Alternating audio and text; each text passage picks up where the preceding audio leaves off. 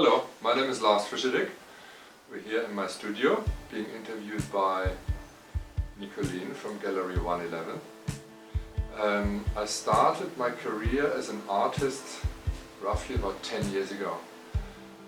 Before that I was an architect. I guess I'm still an architect, and I actually studied architecture because of the arts. So as a little boy I told my mother already that I'm going to be an artist and I want to live by the sea. I'm going to have a big dog. So anyway, 10 years ago I finally started my career as an artist. So I came to South Africa 17 years ago as an architect, specialized in exhibition architecture, and I ran a business here in South Africa called Architecture Workshop. We specialized on architectural models, and it was running really well. I basically fell on my feet, and it took me about 5 years, and I had a 250 square meter workshop. I had about 8 to 9 people working for me and exporting models all over the world. And then 2008 the property crash came and everything went downhill. How devastating it was. At the same time I remembered my childhood dream, and I started chopping wood there and then within my studio. Very interesting. Out of a dilemma, seeing my business going down under, I started to pursue my dream that I always wanted to do. And I didn't really think about the consequences. I didn't think about the challenges that the life as an artist will bring. Finding galleries, finding spaces where people sell my work, and not only that, finding people that like my work, buy it, possibly continuously, like collectors. So at the very beginning I didn't even think about all that. I just started pursuing and creating work, and it took about 2 years that through a coincidence, flying back from Germany, I met a gallerist in the aeroplane, and he said I shall come to his gallery and he will have a look at my work, and all he can say is if it's sellable or not, or if he can put it in the gallery or not. And he did, and it took about a week and he sold my first piece, and then like the rest is history. So doing this for 10 years, I had several solo shows, a lot of group shows. I've had my second show now in Berlin, so I'm going to Europe as well. My work is shown overseas, and I'm fortunate enough that some people love my work and they keep on buying it. And the challenge is still the same. Some months the money is little, some months the money is a lot. So it's just a matter of, how can I say in English, you can struggle on a low level, but you can struggle also on a high level.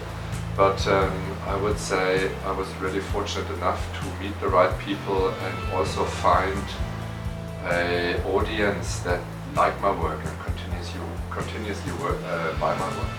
When I got here 17 years ago and I started my business, I just started my business, and I found people that I could work with, and it was like an open field, a lot of freedom, a lot of space compared to Germany and Europe, where you have a lot of rules, regulations, and a lot of people throw stones in front of you. And in South Africa it seemed at that time, I think it is still like that, there are lots of opportunities. And now looking at it as an artist, as an artist you need that freedom, you need that space, you need to be able to stretch your wings, and it's still the most beautiful place in South Africa to spread your wings. I grew up in Germany, and I know how things rule in Germany, and it has actually directly to do with the regulations that whenever you want to start something, you have to put things into place, and then comes this society and asks you to fulfill those requirements, and sometimes you end up not opening the business because you just don't have the money to fulfill all those regulations. So I know in South Africa there are also regulations and all that, but there's still a greater space to roam. Being an artist and working in South Africa primarily for the last 10 years, and now slowly getting my foot and hands into Germany or Europe, I can say that South Africa, especially because we are at the tip of Africa, it's kind of like a destination. I would say about 80 or 90% of the people that buy my work are from overseas anyway. And now going to Germany to make contacts and connections, it's amazing. Within a couple of weeks I made contacts all over Europe. Not only that, but contact to London, contact to New York, and it is very easy to get access to that. Saying that, at the same time, when I had my business in South Africa, I made contacts all over the world as well, because people come from all over the world down here. I can't really see that there would be necessarily something particular that is good or bad. It's just a little bit different. I think every human being should pursue one way or the other something in the arts. Even if someone is a business person or sits in front of the computer the whole day, I truly believe that doing art fulfills people to an extent that their normal day job can't do. I believe that. Now, coming particularly to artists, follow your feeling, your passion, what you love, and just keep doing it, and don't listen to criticism that is not constructive. Criticism that is not constructive doesn't help anyone, especially the person that criticizes, because it comes from the wrong place. Listen to the people that have constructive criticism, and keep doing it, because if you keep doing it, you get better and better in it, and eventually you succeed one way or the other. If it's going to be a group show or a show somewhere overseas or locally, some artists, they don't even want to sell their work. They just hang it up at home and give it as present to people. But I truly believe that art is important in the world. And if we all would do art, pursue art, I think we would all be a little bit more happy and wouldn't go out to war. The children do that naturally. They play, they're creative, endlessly. They play in the mud, they take a couple of sticks and some leaves and build a little sailing boat and send it down the river. And then somehow the society managed to build a system to unlearn that and get them in front of the screen as quick as possible to make them compliant for the workforce. And especially nowadays, we don't even know what that work is going to be. So creative thinking is even more needed than ever. The studio space to me is like my universe. So I build a fence there that the children can't come in. When I'm in my, some call it zone, but I would say when I'm busy working, I'm into something, I can't have it that anyone walks around. So even when I have an assistant that sometimes comes, that might be too much, because I'm just like, I don't want anyone to disturb my circles, because I'm creating. to get into that zone, it sometimes happens, sometimes doesn't. I learned once from another artist, I think I read it actually, that whenever, I think it was a he, whenever he leaves his studio for a longer amount of time, he leaves something behind that he has to finish. So when he comes back, he has to finish it, and he gets back into the rhythm.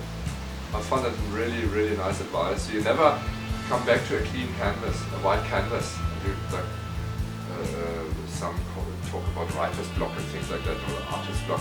I never had that actually. I meditate sometimes. I let things be. If I'm not in the creative zone, then I just do something else. My work is very physical. I always have something to do. I can do the framing now. If I don't know to do something creative, I just do the framing. And then once my body is warmed up, it automatically starts creating new ideas. And if not, then I just go back to my sketchbook. I open my sketchbook and say, oh, okay, I made this sketch about 3 months ago. Let's do this one now.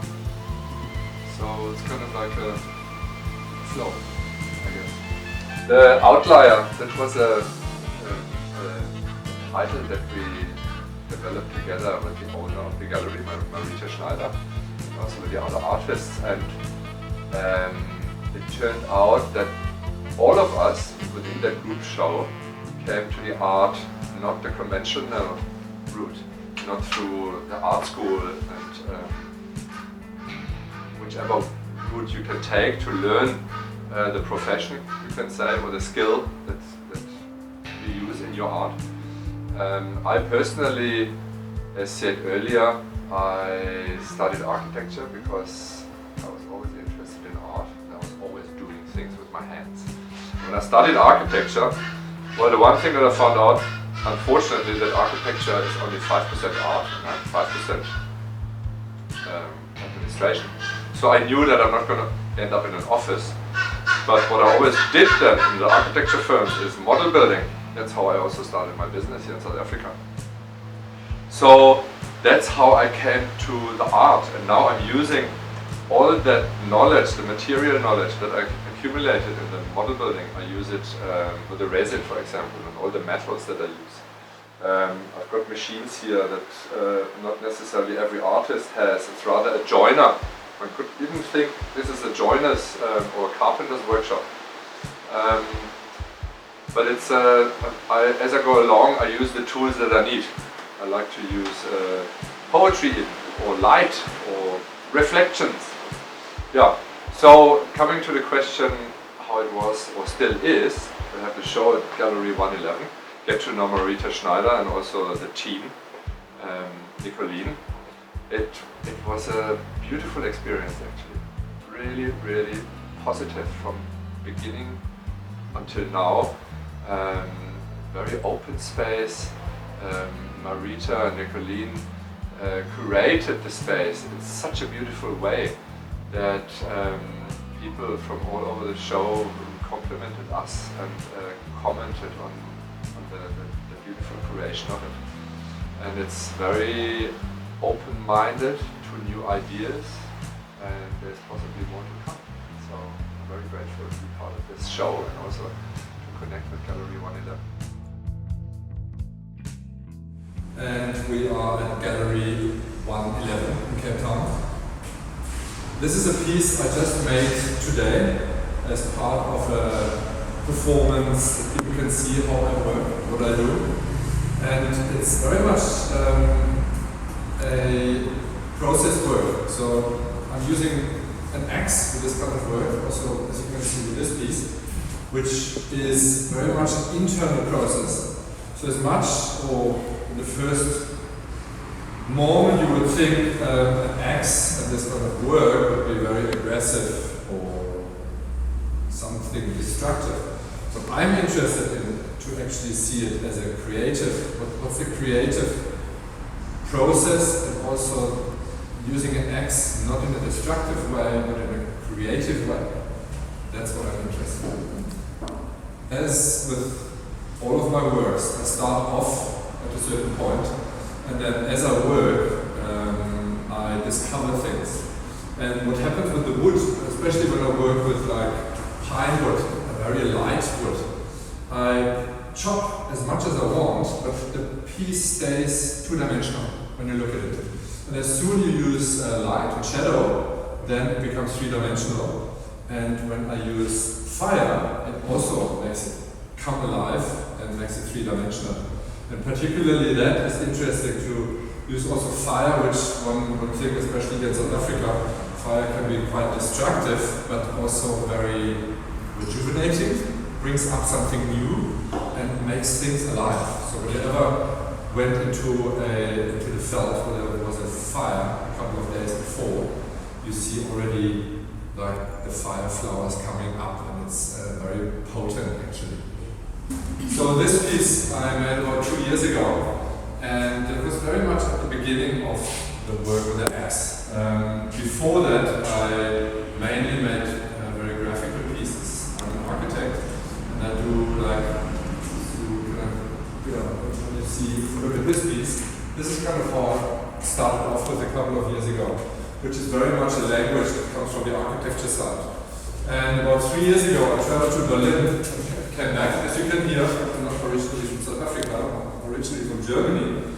And I came back to South Africa with the urge to work with an axe. And this is very much one of the, I think it was the second or the third piece that I created. And when you look at this, you, in the first moment, you don't really know what's happening here, especially with the resin.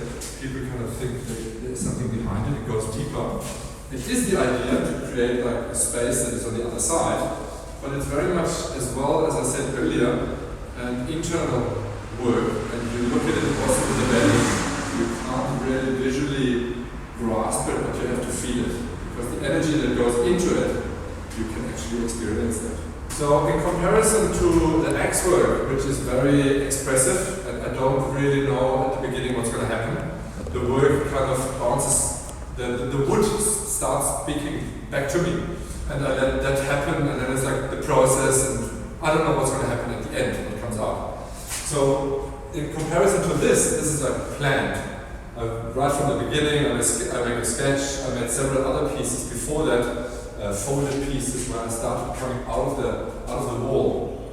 So when I started off with wood panels that are very two-dimensional, that this is actually three-dimensional. It comes out, and it's very much a constructive piece, as it is a deconstructive piece, but it's very much planned, and the architect comes through, very precise. And yeah. Living in South Africa since 17 years, and I'm very much part of the community here.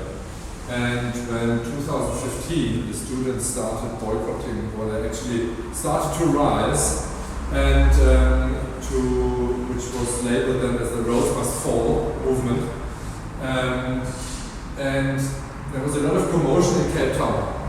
And it took a long time until the authorities actually listened to the students.